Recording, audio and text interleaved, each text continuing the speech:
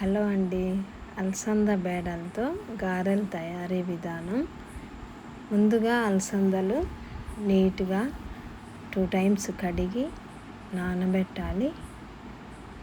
6 hours తర్వాత మళ్ళా 2 times కడిగి హోల్స్ ఉన్న గిన్నెలో వేసి 5 మినిట్స్ అలా పక్కన ఉంచాలి.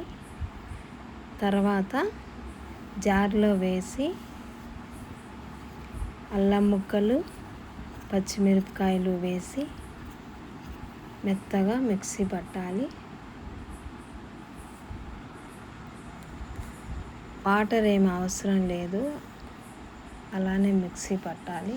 పిండి గట్టిగా ఉంటే గారెలు బాగా వస్తాయి. సాల్ట్ కూడా వేసి మూత ఉంచి మిక్సీ పట్టాలి. మిక్సీ పట్టిన తర్వాత ఇలా పిండి ఇలా అవుతుంది. ఈ పిండి ఒక పాత్రలో వేసి దాంట్లో